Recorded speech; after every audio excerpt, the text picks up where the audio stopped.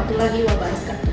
Perkenalkan, nama saya Fitri Indahyani, SPI MSI, salah satu dosen tetap pada program studi budidaya perairan Fakultas Pertanian, Peternakan dan Perikanan pada Universitas Muhammadiyah Tarifat. Pada kesempatan kali ini, saya akan menyampaikan mata kuliah yang saya ampu sesuai dengan bidang ilmu saya, yaitu mata kuliah dasar-dasar penangkapan ikan. Mata kuliah ini ditujukan untuk mahasiswa program studi budidaya perairan semester 1 yang merupakan mata kuliah wajib dengan kode mata kuliah BDP MWP 15006 yang berbobot 2 SKS, di mana 1 SKS adalah teori dan 1 SKS adalah praktikum. Mata kuliah ini diselenggarakan dengan 16 kali pertemuan, di mana 13 adalah materi atau tatap muka, 1 pertemuan adalah praktikum atau praktik lapangan, dan 2 pertemuan untuk masing-masing ujian tengah semester dan ujian akhir semester. Mata kuliah ini membahas mengenai konsep,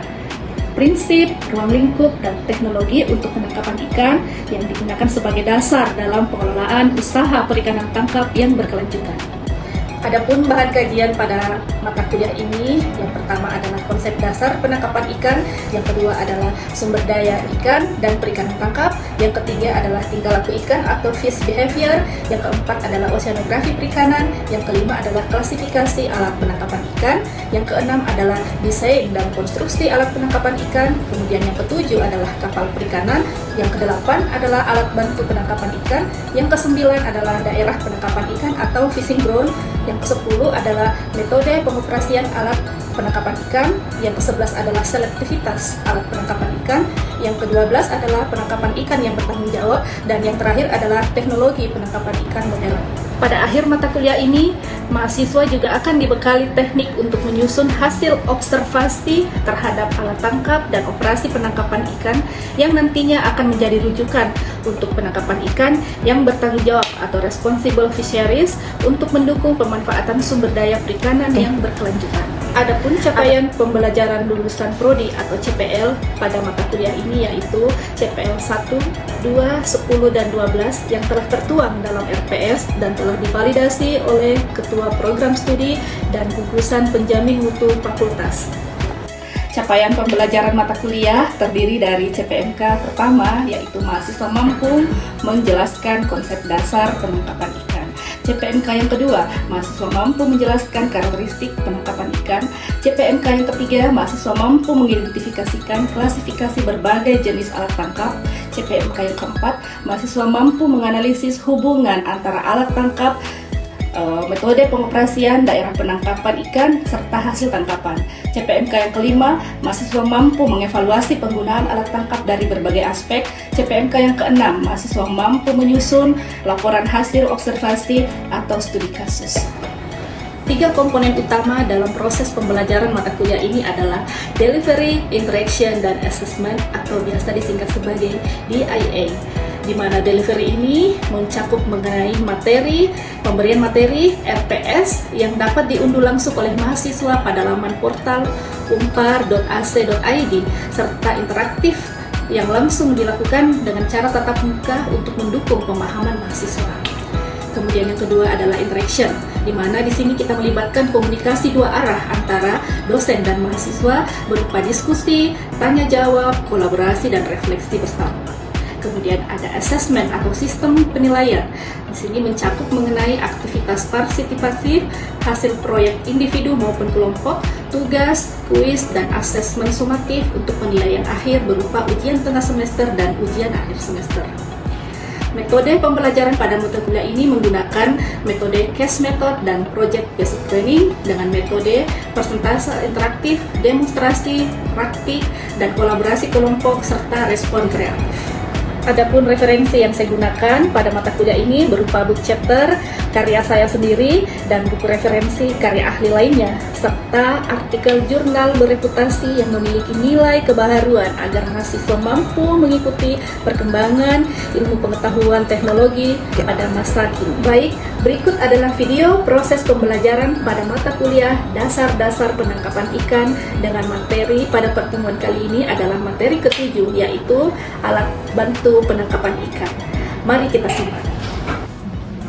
Assalamualaikum. Waalaikumsalam warahmatullahi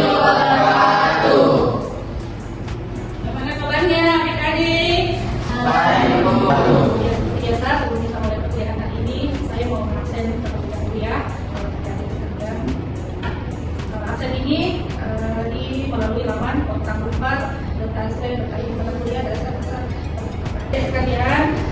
Pertemuan kita hari ini pertemuan ke-7, pertemuan terakhir. Di materi terakhir ini kita membahas mengenai alat bantu penangkapan ikan. Alat bantu penangkapan ini merupakan salah satu alat yang digunakan oleh nelayan untuk memudahkan mendapatkan daerah penangkapan ikan. Penjelasannya, sebelum kita mulai, ini ada capaian pembelajaran kepada adik-adik sekalian yang harus dicapai ketika selesai materi hari ini. Yang pertama, mahasiswa di sini mampu menjelaskan fungsi alat bantu penangkapan ikan itu sendiri. Jadi setelah keluar dari ruangan ini, ada sudah paham, sudah tahu apa fungsi dari alat bantu penangkapan ikan modern. Kemudian yang kedua, mampu mengidentifikasikan unit kerja GPS, fish finder, sonar, dan lampu penangkapan ikan. Kemudian yang ketiga, mahasiswa mampu menganalisis kelebihan dan keterbatasan penggunaan alat bantu penangkapan ikan. Yang keempat, menjelaskan konsep dasar teknologi penyimpanan jauh dalam penangkapan ikan. Kemudian mahasiswa mampu mengidentifikasikan satelit, akomodatis, dan sentinel-3. Kemudian yang keenam, menjelaskan pemanfaatan data satelit dalam menentukan zona potensi penangkapan ikan. Dan yang terakhir di sini ada nanti mampu menganalisis manfaat tentang penginderaan jauh terhadap perikanan tangkap yang efektif dan berkelanjutan. Jadi ini ada capaian pembelajaran yang target kita hari ini setelah mempelajari materi hari ini mengenai alat bantu penangkapan ikan. Adapun sebagai pendahuluan untuk materi hari ini, sebagaimana yang kita ketahui, nelayan yang dahulu masih mengenal tanda-tanda alam untuk melakukan penangkapan ikan. Contohnya burung-burung yang mungkin di atas lautan itu salah satu tanda tradisional nelayan yang mau menangkap ikan. Mereka selalu beranggapan bahwa yang ada mungkin di atas lautan itu banyak ikannya. Belum ada menggunakan teknologi ya. Kemudian yang kedua, di situ adanya pengetahuan lokal, istilahnya mungkin kalau orang zaman dahulu hanya melihat laut, mungkin yang punya indera keenam atau bagaimana dia bisa melihat bahwa di daerah tersebut ada laut, ada apa, ada ikan ya, ada ikan di dalam situ. Jadi adik-adik nanti itu salah satu tanda-tanda orang zaman dahulu yang masih tradisional sekali. Nah sekarang seiring berkembangnya zaman sudah ada teknologi yang digunakan, sudah ada alat pastinya yang digunakan untuk memudahkan nelayan menangkap ikan, memudahkan nelayan mendapatkan daerah untuk menangkap ikan. Contohnya yang pertama ada GPS, ada sonar, fish finder, lampu penangkapan ikan. Kemudian sekarang berkembang lagi itu penginderaan jauh berbasis satelit. Jadi sekarang sudah ada penginderaan jauh berbasis satelit. Jadi di atas bumi ini ada satelit yang sedang melintasi bumi. Di situ mereka merekam semua kejadian-kejadian yang ada di permukaan bumi. Jadi kita bisa mendapatkan data dari situ ya. Ada teknologi penginderaan jauh yang berbasis satelit. Di sini bagaimana memungkinkan nelayan mendapatkan kondisi oseanografi perikanan yang berkaitan dengan keberadaan ikan, hingga otomatis nelayan menghemat bahan bakar ya, tidak perlu jauh-jauh mencari daerah penangkapan ikan. Mereka dengan gampang mendapatkan hasil tangkapan tanpa terlalu banyak membuat tenaga, apalagi BBM. Apalagi yang sekarang BBM sedang menjadi daunnya, sedang mahal-mahalnya. Jadi otomatis penginderaan jauh ini sangat membantu nelayan untuk mendapatkan daerah penangkapan ikan. Sedikit penjelasan mengenai alat bantu penangkapan ikan ini merupakan suatu perangkat teknologi ya yang digunakan untuk membantu nelayan dalam mencari daerah penangkapan ikan, mengoperasikan alat tangkap, kemudian meningkatkan efisiensi penangkapan ikan tanpa menggantikan fungsi alat tangkap yang utama. Jadi dia hanya alat seperti alat bantu. Nah di depan saya ini salah satu contoh alat bantu penangkapan ikan. Ini namanya GPS. Nah, ini salah satu contoh. Nah tujuannya penggunaan alat bantu ini mempermudah nelayan untuk navigasi di dalam pada kapal. Jadi memudahkan pada kapal mendapatkan lokasi atau posisi ketika berada di tengah laut. Kan kalau kita di tengah laut, kita tidak tahu ya mana posisi utara, selatan, timur dan sebagainya. Kita tidak tahu kita berada di mana, kita tidak tahu. Jadi salah satu penggunaannya itu alat bantu penangkapan itu GPS, salah satu mempermudah navigasi kapal, mempermudah kapal ke tujuan, mempermudah kapal pulang kembali ke daratan. Nah, kemudian yang kedua mengurangi waktu pencarian daerah penangkapan ikan. Ya. Otomatis kita dapat menyimpan bahan bakar, otomatis ya. Oke. Kemudian selanjutnya, sini yang kedua ada namanya GPS, Global Position System. Nah, GPS ini contohnya seperti ini ada, gambarnya seperti ini. Seperti yang saya pegang ya. Nah, ini fungsinya di sini dia menentukan posisi kapal. Jadi kalau ketika kita melaut, dia dapat merekam di sini kita berada di mana. Kita ada di daerah mana. Kemudian menentukan arah pelayaran. Kalau kita berlayar, kita juga kita ke arah mana, selatan, utara atau mana. Jadi dia bisa tahu, kita bisa tahu berada di mana. Kemudian alat kecil ini juga bisa menyimpan posisi ketika kita berada di tengah laut. Misalnya kemarin ada kejadian posisinya ada arusnya sangat kuat, simpan posisi. Ketika di situ kita sudah nampak di situ ada arus yang sangat kuat di posisi ini. Itu bisa menjadi informasi untuk wilayah yang lain. Kemudian dapat menentukan jalur pelayaran ya. Jadi kita bisa menentukan jalur pelayaran kita mau kemana. Nah, kalau di kapal-kapal besar itu GPS-nya sangat canggih, jadi bisa ke arah misalnya dari Parepare sini kan mau nyebrang ke Kalimantan. Kan kalau di tengah laut kita tidak bisa lihat ke mana ini ya, kita ke arah mana. Nah, dengan bantuan GPS kita bisa sampai ke daerah Kalimantan. Nah, ini komponen GPS. Nah, ini yang pertama ada antena ya, ini antenanya untuk menerima sinyal. Di dalam sini ada namanya receiver atau penerima sinyal. Kemudian ada layarnya, monitor ini layar. Kemudian di sini dalamnya ada namanya waypoint untuk menyimpan posisi, menyimpan data, menyimpan apa yang kita rekam. Kemudian ada peta digital.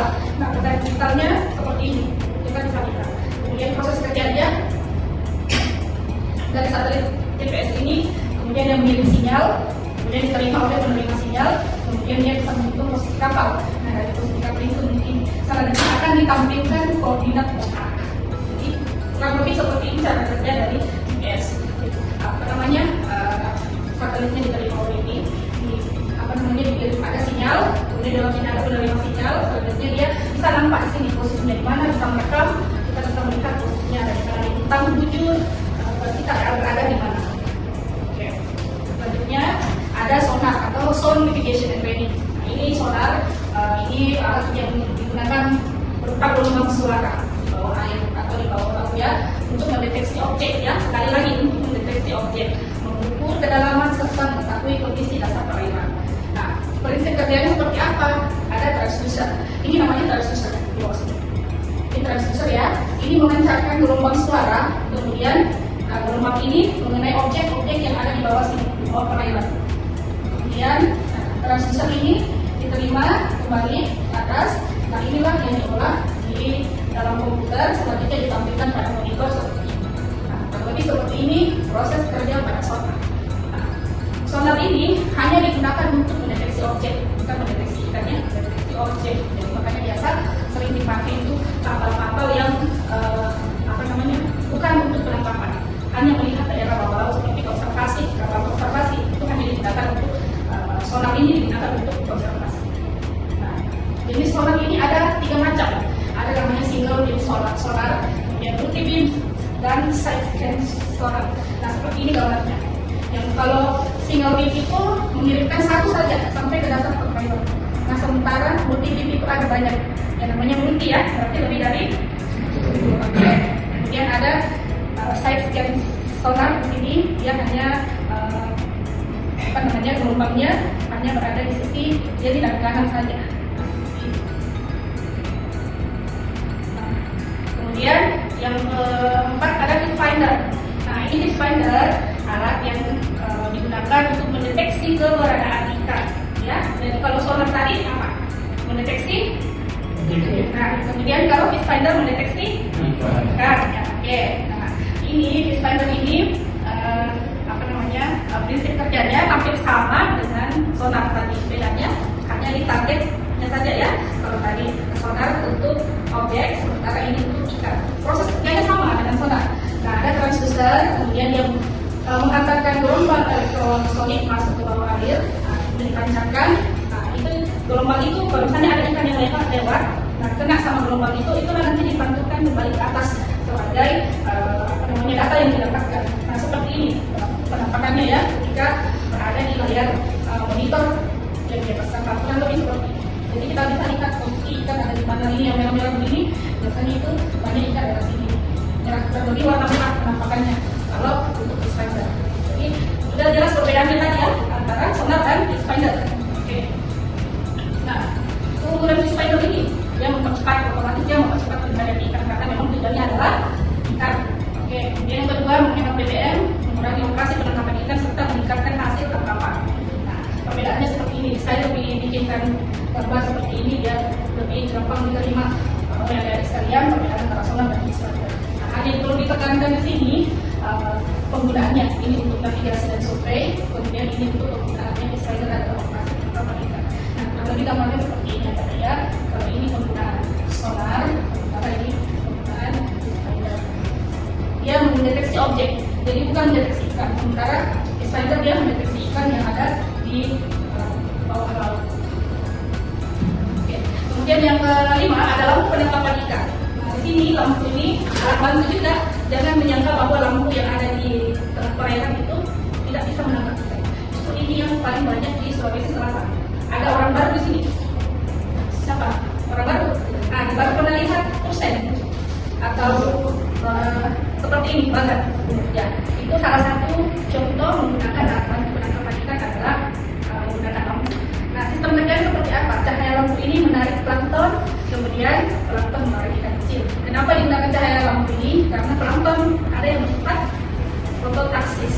Jadi dia hanya menangkap cahaya dan menganggap bahwa cahaya itu adalah makanan. Jadi dia seolah-olah menganggap bahwa di situ ada makanan. Nah, selanjutnya plankton itu mendekati lampu tersebut, cahaya tersebut, sehingga dia menarik predator atau ikan yang lebih besar untuk berada di daerah yang ada lampunya, cahaya lampunya ya yang terkena. Kemudian terjadi adanya konsentrasi ikan, setelah itu alat tangkap dibersihkan. Ini salah satu contoh juga penggunaan lampu untuk menarik ikan. Yang di sebelah sana itu ada alat tangkap bagan rambut, sama banyak sekali ya di Sulawesi Selatan ini bagan rambut. Baru pernah ada kan tempatnya ada di Alakan. Oke. Yang keenam di sini teknologi perlintahan jauh. Nah, inilah yang lagi hype sekarang, yang lagi trendy sekarang mengenai perlintahan jauh. Perlintahan jauh itu didefinisikan sebagai kita bisa melihat objek yang jauh yang ada di seluruh dunia tanpa mengunjungi langsung daerah tersebut.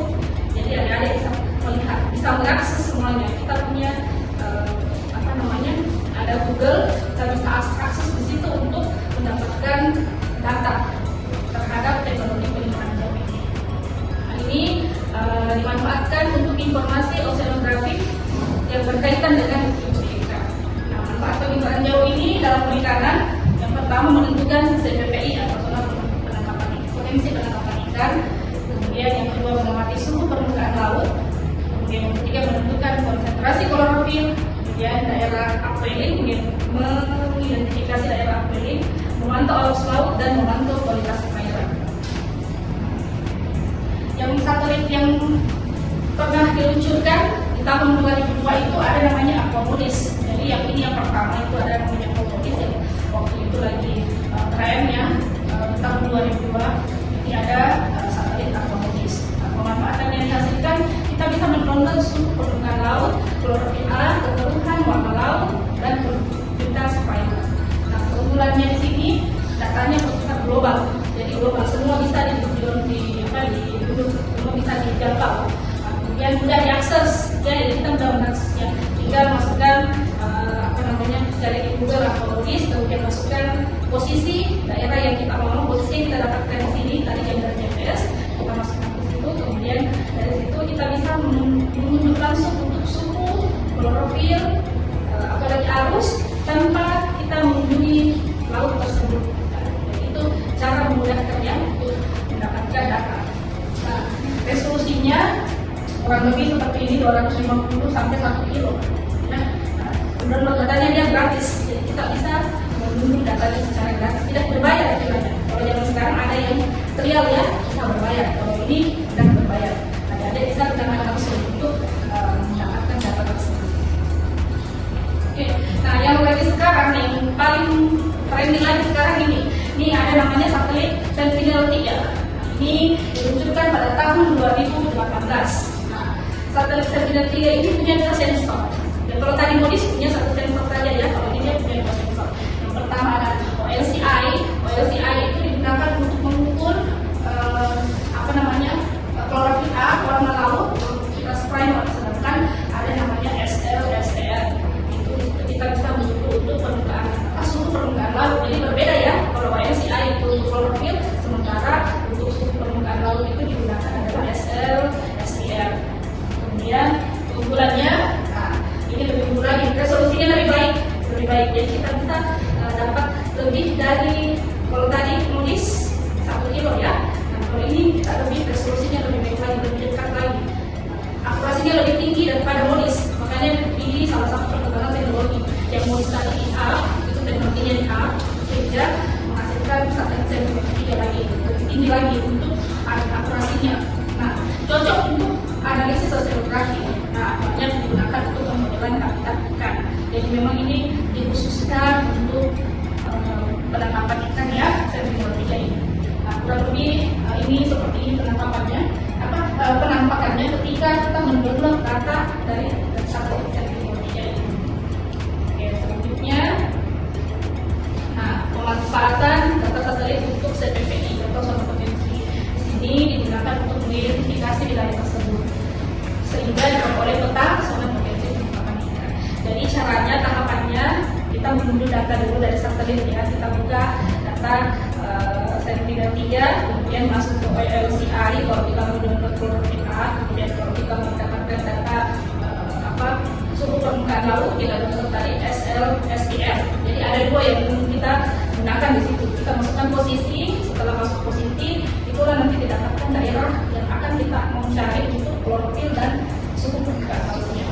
Nah, kemudian data tersebut diolah di komputer ya, pada ininya diolah. Selanjutnya kita menggunakan SIG, ada namanya SIG, aplikasi SIG atau GIS, Sistem Informasi Geografis. Nah, selanjutnya setelah diolah akan menghasilkan data berupa peta CPPI. Nah, petanya seperti apa? Seperti yang nampak di sini. Ini yang seperti pada gambar ini, petanya kurang seperti ini. Ini salah satu penelitian saya yang termanfaatkan oleh pemerintah setempat di Sulawesi Barat.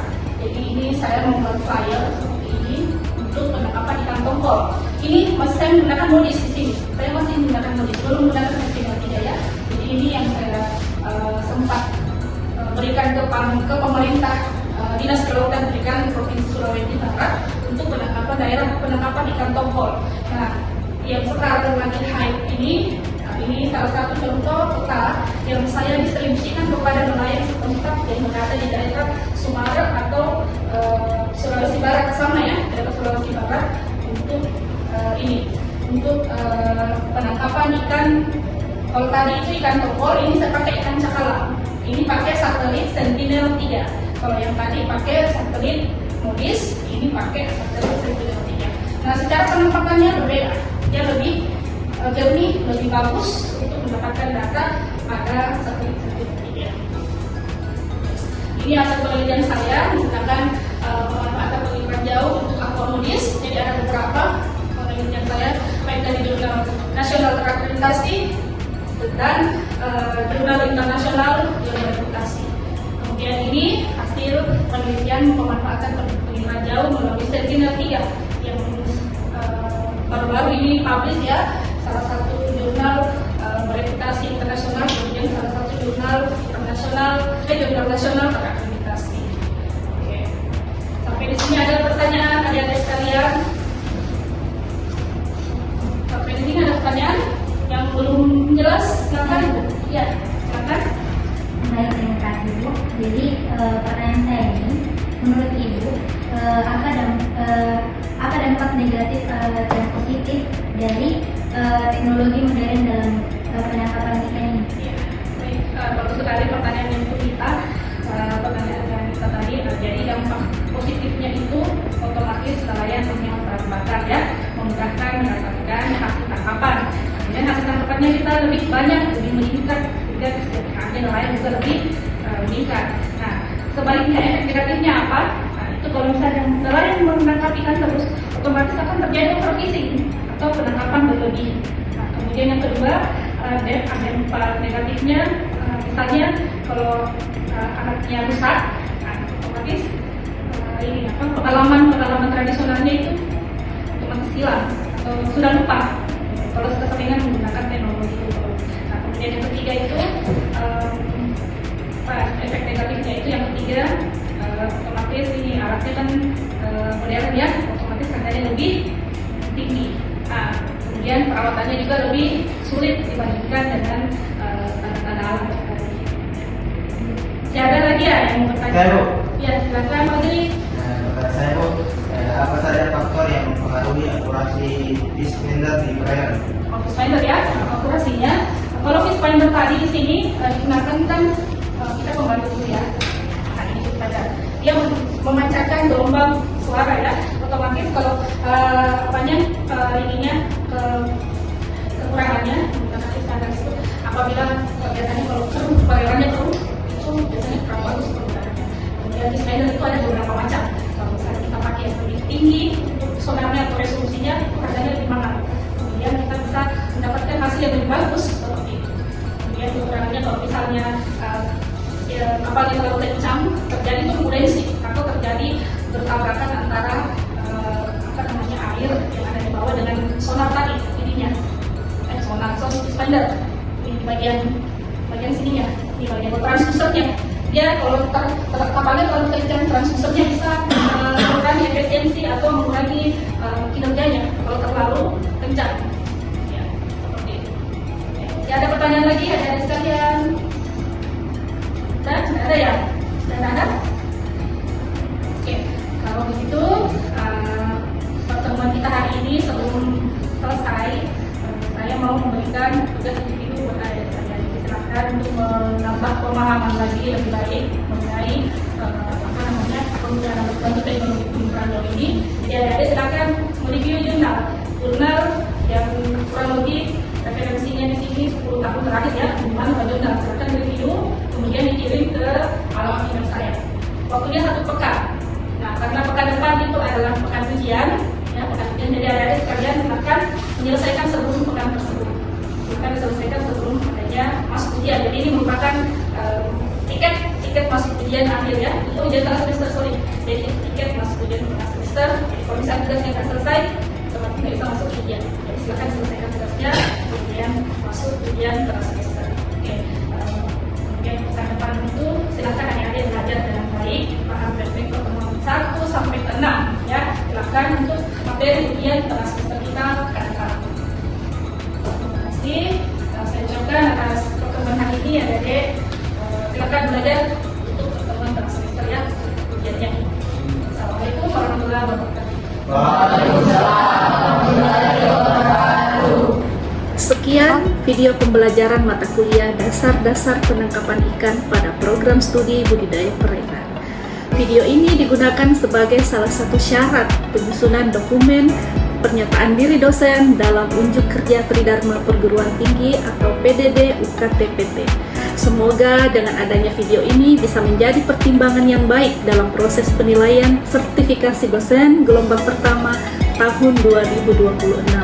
Akhir kata saya ucapkan terima kasih. Wassalamualaikum warahmatullahi wabarakatuh.